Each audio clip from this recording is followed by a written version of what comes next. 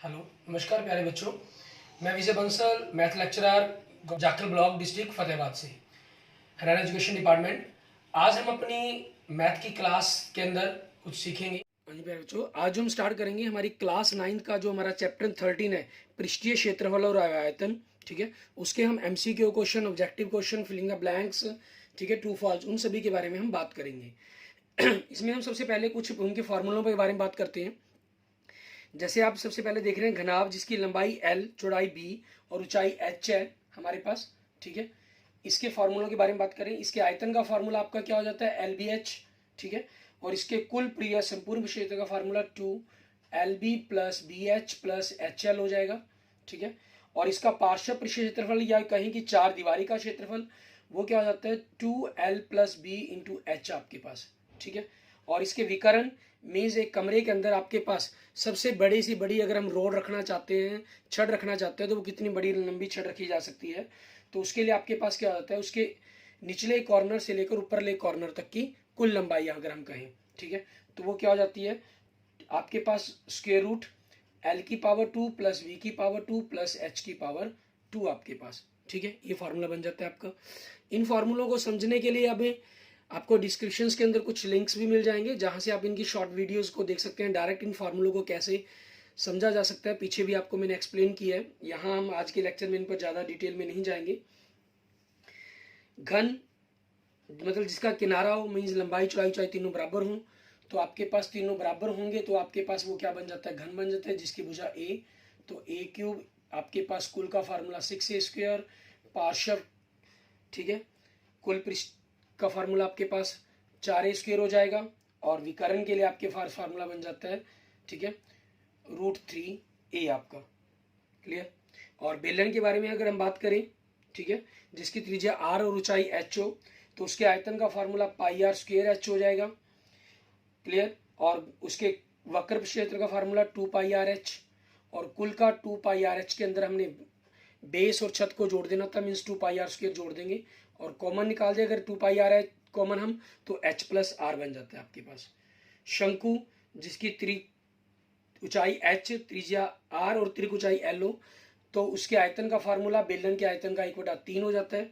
ठीक है, और आगे अगर हम इसके बारे में बात करते हैं, इसके वक्र क्षेत्रफल की बात करें, तो वो आपका πr/L होता है फार्मूला, और कुल के अंदर इसके अंदर πr² जोड़ दिया जाता है, मीन्स πr कॉमन निकाल कर तो L प्लस R बन जाता है। और त्रिक ऊंचाई L और H और R तीनों में संबंध क्या होता है, L आपके पास H⁻² प्लस R⁻² के बराबर होता है, के वर्गमूल के। ठीक है, ये चीज़ रहेगी हमारे पास। क्लियर। उसके बाद हम बात करते हैं हमारे पास गोले के बारे में, कि गोले के आपके पास और फिर अर्धगोला क्या रहेंगे। गोला जिसकी त्रिज्या R हो, तो उसके आयतन का फार्मूला होता है 4/3 πr³। अर्धगोले के आयतन का हो जाएगा 2/3 πr³ आपके पास। और गोले का पृष्ठ क्षेत्र का फार्मूला होता है 4πr², तो अर्धगोले का हो जाएगा, इसका आधा कर देंगे 2πr²। गोले के अंदर आपका कुल पृष्ठ क्षेत्र का फार्मूला भी 4πr² ही होता है, लेकिन अर्धगोले में क्योंकि गोले के ऊपर कोई भी प्लेट ऊपर या नीचे की तरफ कोई वृत्त नहीं बनता, लेकिन अर्धगोले में आपके पास एक वृत्त पूरा का पूरा बन जाता है, तो वो ऐड होकर 3πr² बन जाता है इसका कुल पृष्ठीय क्षेत्रफल। ठीक है, उसके बाद अगर हम कुछ बहुविकल्पीय प्रश्नों के बारे में बात करें, जैसे हम सबसे पहले उदाहरण प्रतिदर्श प्रश्न हमारा एक लेते हैं, एग्जाम्पल नंबर 1 की बात करें हम, इसमें हमें क्या कह रहा है, यदि एक बेलन की त्रिज्या आधी कर दी जाए, ऊंचाई दुगनी कर दी जाए। मान लीजिए अगर बेलन का, तो उसका आयतन की बात कर रहा है, ठीक है, πr² H आपके पास क्या किया गया, त्रिज्या को आधी कर दिया गया, मीन्स R⁻², आधी के कारण उसका वर्ग हो गया 4, और ऊंचाई को क्या कर दिया गया आपके पास, दुगनी कर दिया गया 2H, तो 2 कट के आपके पास ही आ गया, मीन्स πr² H के बटा में 2 लग गया, तो आयतन आपका क्या हो जाएगा, आधा हो जाएगा, मीन्स आपके पास ऑप्शन क्या बन जाएगा आपका, C। ठीक है, ये आपके क्वेश्चन का आंसर बन जाएगा। इसके बाद देखते हैं हमारे पास क्वेश्चन नंबर 1, इसके अंदर हमें क्या कह रहा है करने के लिए, कहना है यदि गोले की त्रिज्या 2r है, गोले की त्रिज्या 2r है, तो उसका आयतन का फार्मूला होता है 4/3 πr³। r आपके पास यहाँ त्रिज्या 2r दे दी, तो 2 का क्यूब क्या हो जाएगा साथ में 8r³। ठीक है, तो आपके पास फार्मूला क्या बन गया, ये 32/3 πr³, मीन्स ऑप्शन डी, ये आपके पास आपके क्वेश्चन नंबर 1 का आंसर हो जाएगा। नेक्स्ट देखेंगे क्वेश्चन नंबर 2 आपके पास, इसके अंदर हमें क्या कह रहा है करने के लिए, कह रहा है एक घन का कुल पृष्ठीय क्षेत्रफल, ठीक है, आपको कुल पृष्ठीय क्षेत्रफल दिया हुआ है इन्होंने 96 वर्ग सेंटीमीटर। हमसे पूछ रहा है तो घन का आयतन बताओ क्या होगा। पृष्ठीय क्षेत्रफल दिया गया है तो सबसे पहले हमें उसकी भुजा ज्ञात करनी होगी। वो फार्मूला होता है 6 × 96, तो 1/2 क्या हो गया 96/6 16, तो भुजा कितनी होगी आपके पास 4, ठीक है।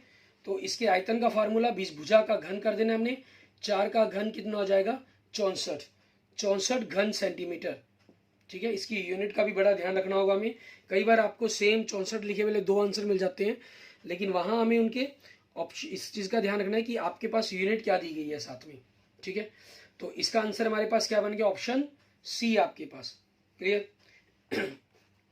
इसके बाद देखते हैं हमारे पास हमारा नेक्स्ट आगे क्वेश्चन नंबर 3, ठीक है। इसके अंदर हमें क्या कह रहे हैं, कह रहे हैं शंकु की ऊंचाई दे रहा है हमें 8.4 और इसके आधार की त्रिज्या दे रहा है 2.1।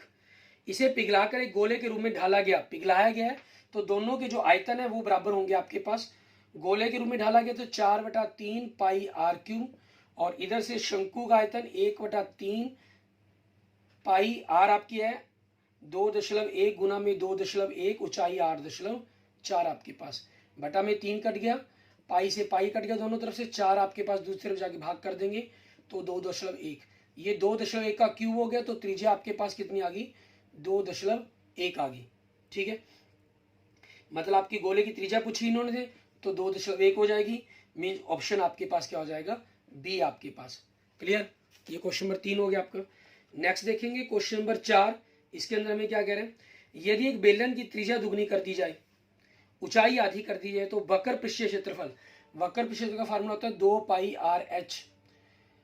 त्रिज्या इन्होंने क्या कर दिया दुगनी कर दी, ठीक है, मीन्स 2 से गुना कर दिया इसको, और ऊंचाई आधी कर दी मीन्स 2 से भाग कर दिया, तो ये कट गया आपके पास, बचा क्या 2 पाई RH ही बचा, तो उसके ऊपर क्या रहा कोई फर्क नहीं पड़ा, मीन्स वही का वही रहा वो, ठीक है, मीन्स ऑप्शन सी हो जाएगा आपके पास, क्लियर। नेक्स्ट देखेंगे क्वेश्चन नंबर 5। इसमें क्या कह रहा है हमें, एक शंकु जिसकी त्रिज्या r/2 है, ठीक है, उसके कुल पृष्ठीय क्षेत्र की बात करनी है, त्रिज्या r/2 और त्रिक ऊंचाई 2l है, ठीक है। तो आपके पास इसका फॉर्मूला क्या बनेगा कुल पृष्ठीय क्षेत्रफल का, ये से कट गया आपके पास, वक्र का तो पाई r l आ गया, और आपके पास वृत्त का पाई r²/4 ये आपके पास आ जाएगा। अब आपके पास अगर पाई r कॉमन निकालते हैं आप, तो l + r/4 means option B आपके पास आपके क्वेश्चन का आंसर बन जाता है, ठीक है। इसके बाद देखते हैं हमारे पास हमारा नेक्स्ट क्वेश्चन नंबर 6। इसमें क्या करें, कह रहे हैं 2 बेलनों की त्रिज्या 2:3 में है, ऊंचाइयां 5:3 में, तो हम आयतन का अनुपात ज्ञात करना है। क्वेश्चन नंबर 6, पाई त्रिज्या 2-3, मान लो 2r गुना में 2r, 3r गुना में 3r, और ऊंचाई पाई r² हो गया, ऊंचाई 5:3, तो 5h h कट गया आपके पास, r कट गए, पाई कट गया, और एक 5/3 है सॉरी। तो इनको देखिए अगर हम गुना करें, 5 दूनी 10, 10 दूनी 20, 3 के 9, 9 3 27, मीन्स 20:27, ये आपके पास आपके क्वेश्चन का आंसर आ जाएगा, मीन्स ऑप्शन बी। नेक्स्ट देखेंगे क्वेश्चन नंबर 7।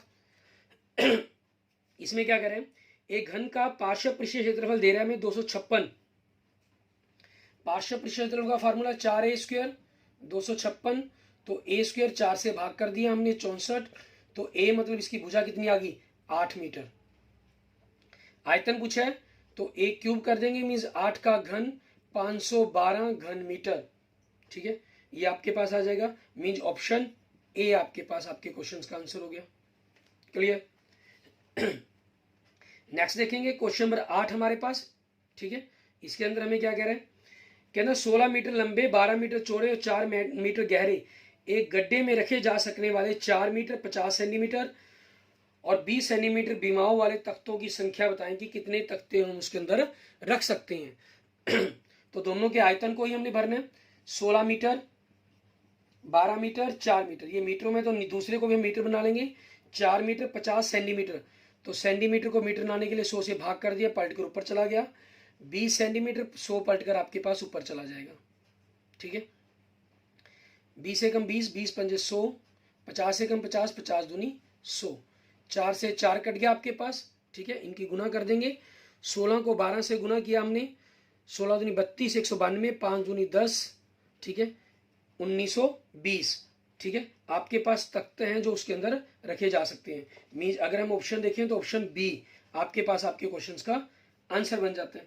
ठीक है, इसके बाद देखते हैं हम नेक्स्ट हमारे पास क्वेश्चन नंबर 9। इसके अंदर हमें क्या कह रहा है करने के लिए। क्वेश्चन नंबर 9 में कहा है 10 मीटर गुना में 5 मीटर बीमाओं वाले कमरे में रखे जा सकने वाले सबसे लंबे डंडे की लंबाई। ठीक है, मीन्स आपको विकर्ण निकालना है, क्योंकि तीनों बराबर तो है नहीं, तो आपके पास ये एक प्रकार से घनाभ बन गया। तो जो आपकी लंबाई चौड़ाई ऊंचाई है, तीनों का वर्ग करेंगे हम, 10 का वर्ग प्लस 10 का वर्ग प्लस 5 का वर्ग, 100 प्लस 100 प्लस 25 मीन्स 225 आ गया। 225 का वर्गमूल 15 means 15 metre. That means A option आपके पास आपके क्वेश्चंस का आंसर हो जाएगा। ठीक है, नेक्स्ट, एक अर्धगोलाकार गुब्बारे में हवा भरने पर उसकी त्रिज्या 6 सेंटीमीटर से 12 सेंटीमीटर हो जाती है। दोनों स्थितियों में गुब्बारे के पृष्ठीय क्षेत्रफल का अनुपात बताएं कि पृष्ठीय क्षेत्रफल का अनुपात कितना होगा। वैसे अर्धगोलाकार गुब्बारा कभी नहीं होता, गुब्बारा हमेशा एक गोलाकार के रूप में ही पाया जाएगा। लेकिन यहाँ पर हम जो मर्जी फार्मूला लगा लें, क्योंकि आपको हमें मेनली क्वेश्चन के अकॉर्डिंग ही चलना है, जो दे दिया चाहे वो हो या ना हो। यहाँ पर पृष्ठीय क्षेत्रफल का अनुपात ज्ञात करना है। फार्मूला 2 पाई आर स्क्वायर होता है। ठीक है, त्रिज्या 6 से 12 हो गई, इन्होंने कट जाना, 2 हो 3 हो 4 हो कुछ भी हो। मेनली आपके पास त्रिज्याओं के अनुपात पर ही काम बनेगा। 1/4 मीन्स 1:4 बन जाएगा। मीन्स ऑप्शन ए आपके पास आपके क्वेश्चन का आंसर हो जाएगा।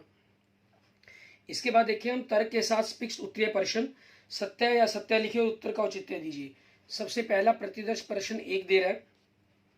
इसमें कह रहा है एक लंब वृत्तीय बेलन एक गोले के परिवृत्त है जिसकी त्रिज्या आर है, जैसा कि आकृति में दिखाया गया। हम आगे आकृति देखेंगे।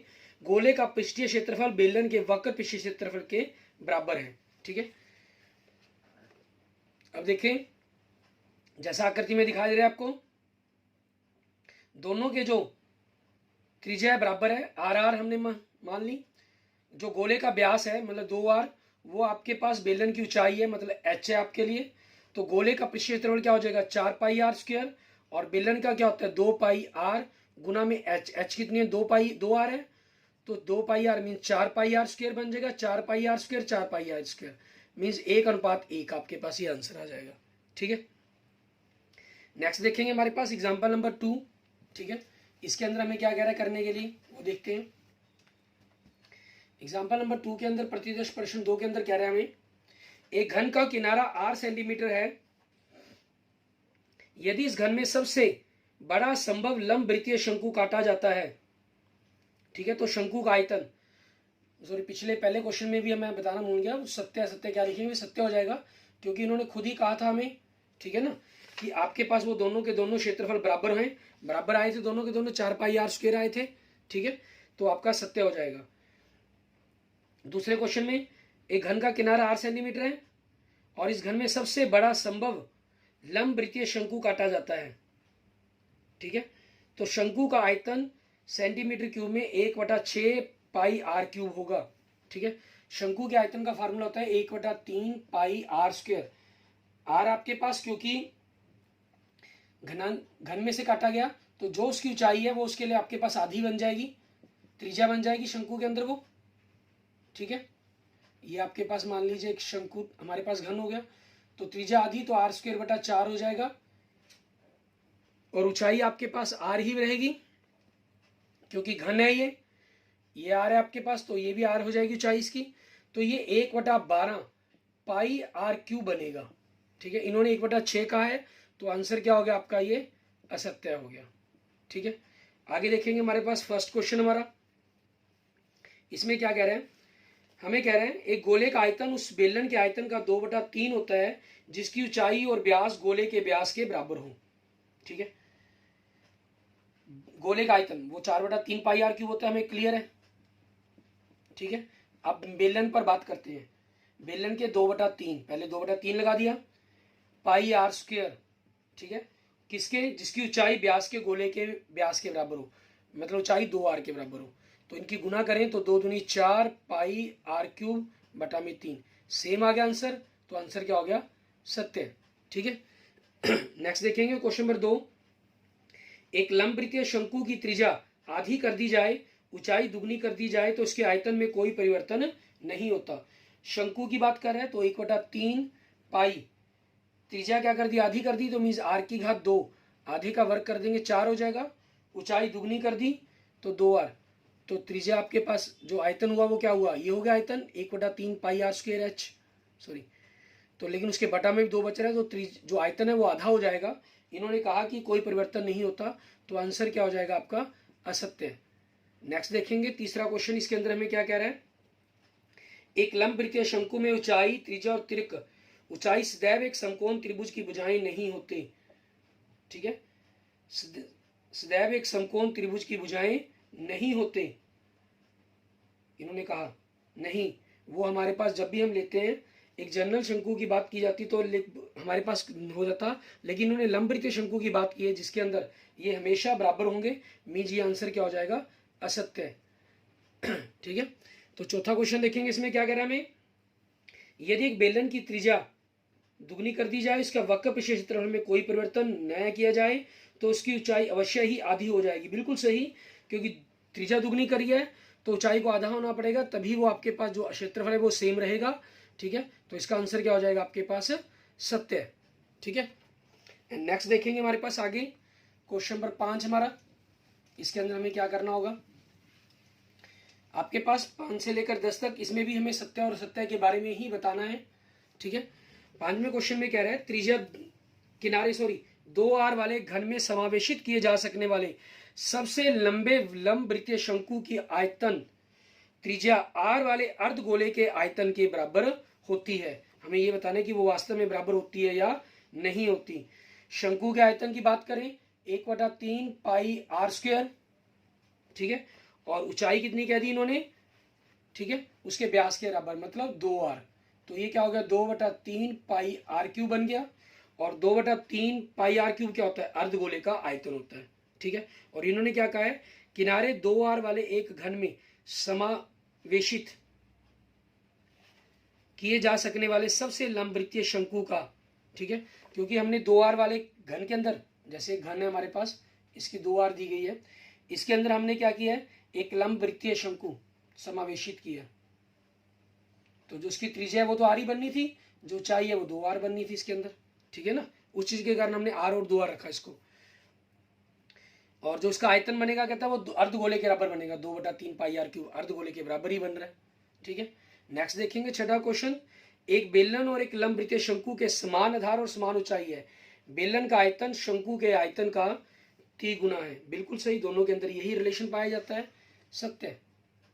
ठीक है, बेलन शंकु का आयतन बेलन के आयतन का तीसरा हिस्सा होता है। अगर त्रिज्या और ऊंचाई बराबर हो हमारे पास, इन्होंने बेलन के आयतन को कह दिया कि 3 गुना होगा, तो वो भी बात बिल्कुल सही है। नेक्स्ट, एक शंकु, अर्धगोला और बेलन समान आधार और समान ऊंचाई के हैं, इनके आयतनों का अनुपात 1:2:3 है। शंकु 1/3 पाई आर स्क्वायर एच। ठीक है, गोला अर्धगोला 2/3 पाई आर क्यूब। ठीक है, और आपके पास आगे क्या कहा इन्होंने, बेलन पाई आर स्क्वायर एच आपके पास। तो दोनों तरफ अगर 3 से गुना कर देते हैं तो 3 इसके साथ आ जाएगा आपके पास। पाई आर स्क्वायर आपके पास खत्म हो गया, यहाँ आर रह गया, यहाँ एच, यहाँ एच, यहाँ आर आपके पास। ठीक है, तो 1 आर 1 एच 2 आर और 3 एच आपके पास इनका अनुपात बन रहा है। ठीक है, अब लेकिन इन्होंने क्या कहा हमें कि ये आपके पास जो अनुपात होगा वो 1:2:3 होगा। इन्होंने कहा समान आधार और समान ऊंचाई के। ठीक है, मीन जो ऊंचाई है अर्धगोले की वो भी उतनी ही है जितनी उनकी ऊंचाई है, मीन्स उसकी जो इनकी जो त्रिज्या है वो आर के बराबर ही है, तो ये भी कट जाएंगे। तो 1:2:3 ये बिल्कुल सत्य है आपके पास आंसर। क्लियर। एंड नेक्स्ट देखेंगे क्वेश्चन नंबर 8। इसमें क्या कह रहे हैं, यदि किसी घन के विकर्ण की लंबाई 6 वर्गमूल 3 हो, जो बराबर होती है a वर्गमूल 3 के, a मतलब उसकी भुजा होगी, ठीक है, तो उसके किनारे की लंबाई 3 सेंटीमीटर होगी, असत्य, वो 6 होगी, ठीक है। एंड नेक्स्ट देखेंगे क्वेश्चन नंबर 9। इसके अंदर हमें क्या कह रहा है यदि गोला एक घन के अंतर्गत है तो घन के आयतन का गोले के आयतन से अनुपात 6:पाई होगा। गोला क्या है, घन के अंदर है, तो जो आयतन गोले घन का आयतन a⁻³ होगा हमारे पास, भुजा की⁻³ कह लीजिए, ठीक है, आपके पास एक प्रकार से। और गोले का आयतन क्या होगा, 4/3 पाई भुजा, क्योंकि जो गोले घन की भुजा है वो आपके पास क्या बन जाएगी, गोले के लिए वो व्यास बन जाएगी, तो उसकी त्रिज्या a/2 बन जाएगी, मीन्स a⁻3/8, ठीक है, 2 का घन कर दिया, 4 2 से कट के 6 हो जाएगा, 6 आपके पास पलट के ऊपर चला गया बटा में पाई, और a⁻3 आपस में कट गए, तो 6:पाई आपके पास आंसर बनेगा। और इन्होंने भी 6:पाई का है, तो आंसर क्या हो गया आपका, सत्य हो गया। क्लियर। आगे देखेंगे हमारे पास नेक्स्ट हमारा 10वां क्वेश्चन। इसमें क्या कह रहे हैं, यदि एक बेलन की त्रिज्या दुगनी कर दी जाए, ठीक है, आपके पास कह रहा है यदि एक बेलन की त्रिज्या दुगनी कर दी जाए और उसकी ऊंचाई आधी कर दी जाए, ठीक है, और उसकी ऊंचाई को हम क्या कर दें, आधा कर दें, तो उसका आयतन दुगना हो जाएगा। ये हम पीछे क्वेश्चंस में कर चुके हैं। आपको पता है बेलन के आयतन का फार्मूला πr², त्रिज्या को हमने क्या कर दिया, दुगनी कर दिया। दुगनी का मतलब आपके पास ये 2 का वर्ग 4 हो जाएगा 7 में गुना में, और ऊंचाई को आपने आधा कर दिया, मीन्स h/2 हो गया, ठीक है, ये 2 से कट गया आपके पास, तो 2 πr²h, मीन्स जो आयतन एक्चुअल आपका फार्मूला था उसके आगे 2 आ गया, मीन्स आपके पास आयतन क्या हो गया, उसका दुगना हो गया आपके पास आयतन। तो इस आंसर क्वेश्चन का आंसर क्या बन जाएगा आपका, सत्य। क्लियर। इस तरीके से आपने इन क्वेश्चंस को कंप्लीट कर लेना, ठीक है। और आपके जो ये फॉर्मूलों के बारे में हमने जब शुरू में बात की थी उसके बारे में अगर थोड़ा सा बताना चाहूँ मैं, ये आपके पास मेनली प्रिज्म या पिरामिड की आकृतियों के रूप में ही आपके पास आकृतियां बनाई गई हैं, और उन्हीं के फार्मूलों का बेसिक फार्मूला जो हम यूज करेंगे। प्रिज्म के आपके पास इसके पार्श्व पृष्ठ क्षेत्र का फार्मूला होता है आपके पास आधार का परिमाप गुना में ऊंचाई, ठीक है, और इसके आयतन का फार्मूला होता है आधार का, अभी मैं प्रिज्म के बारे में बात कर रहे हैं, पिरामिड के बारे में बात नहीं करेंगे आज हम, ठीक है। आपके पास इसके आयतन के लिए फार्मूला होता है आधार का क्षेत्रफल गुना में ऊंचाई। तो जैसे अगर हम मान लीजिए हम घनाभ की बात करते हैं, तो घनाभ का जो आधार है वो आयत के रूप में होता है, तो 2 गुना में लंबाई जमा चौड़ाई, और ऊंचाई आपके पास h होगी। आयतन आधार का क्षेत्रफल लंबाई गुना चौड़ाई हो जाएगा, और ऊंचाई h हो गया आपके पास। हम बेलन की बात करें तो आपके पास 2πr, क्योंकि वृत्त के रूप में होता है तो उसका जो परिमाप है वो 2πr बनेगा, और ऊंचाई h हो जाएगा। ये पार्श्व फार्मूला हो गया। और आयतन की बात करें, आधार आपके पास वृत्त के रूप में हो गया तो उसके क्षेत्रफल का फार्मूला πr² होता है, गुना में h हो गया πr²h, ठीक है। ये घनाभ और बेलन के लिए आ गया। और कुल के अंदर हमने इसी के अंदर फर्श और छत को जोड़ना होता है, तो ये देखें 2LH प्लस BH है। फर्श का आपके पास LB बनेगा, तो उसको डबल जोड़ेंगे तो LB, 2 कॉमन निकाल दिया, ये कुल बन गया। और इसके अंदर भी हमने फर्श और छत के अंदर आपके पास का क्षेत्रफल जोड़ना है, फर्श का πr², छत का भी πr², 2πr² जोड़ दिया, तो 2πr कॉमन निकालते हैं तो h प्लस r, ठीक है, आपके पास ये आपका फॉर्मूला बन जाता है। क्लियर। और घनाभ की ही तरह घन होता है आपके पास, सेम उसी के अंदर a रखा गया है, तो a प्लस a 2a हो गया, 2 को 2 से गुना किया 4, 4a गुना में a, 4a² बन गया यहाँ से। और यहाँ से आपके पास a², 3a² को गुना कर दे तो 6a² बन गया, और आयतन a गुना a, a³ बन गया आपके पास, ठीक है। ये आपके पास इनके आयतन के फॉर्मूले बन जाते हैं। क्लियर।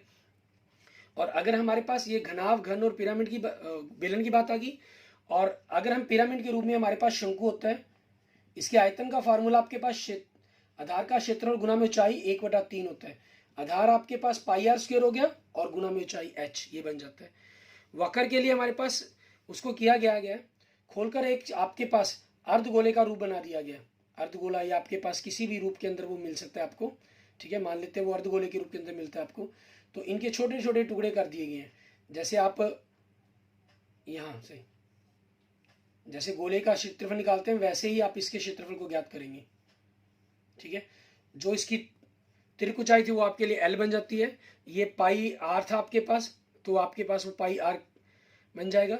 तो इनको जब हम बनाएंगे, जैसे हमने वृत्त का क्षेत्रफल निकालना सीखा हुआ है, उसी तरीके से जब इसको हम एक आयत के रूप में रखते हैं तो आपके पास ये पाई आर एल के रूप में बन जाता है आपका फॉर्मूला इसका, ठीक है। इस प्रकार से आपने इसका फॉर्मूला बना लेना। और कुल के अंदर इसके लिए pi r l plus pi r square को जोड़ दिया गया, तो pi r l plus r बन गया आपके पास, ठीक है। और गोले के लिए आपके पास, गोले के अगर हम छिलके को मान लीजिए वृत्तों के अंदर रखना शुरू करें तो ये पूरे 4 वृत्तों को कवर करता है, तो इसलिए इसको 4 पाई आर स्क्वायर हो गया। एक छोटी सी एक्टिविटी भी कर सकते हैं, मान लीजिए एक संतरा लें, उसके छिलके को उतनी ही त्रिज्या के बराबर आप गोले लगाएं, 4-5 गोले लगा लीजिए, ठीक है। तो देखेंगे उसका छिलका बिल्कुल पूरे 4 गोलों के अंदर भरा जाएगा। तो इस प्रकार से 4 पाई आर स्क्वायर बन जाएगा। आधे का आपको क्लियर है, ये 2 पाई आर स्क्वायर हो जाएगा, ठीक है।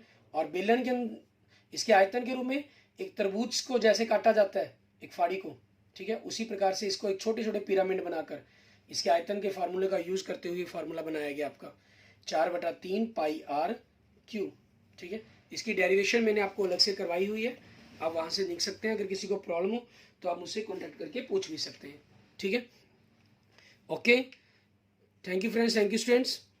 अगर आपको मेरी वीडियो अच्छी लगे तो इसको लाइक करें, अपने दोस्तों मित्रों इसको जरूर शेयर करें। अन्य किसी भी प्रकार की प्रॉब्लम के लिए आप मुझे मैसेज कर सकते हैं, कमेंट कर सकते हैं। और अगर आपने अभी तक मेरा यूट्यूब चैनल विजय जाखल बंसल मैथ को नहीं सब्सक्राइब किया है तो please subscribe my YouTube channel Vijay Jakhal Bansal math. Okay, thank you friends, thank you students.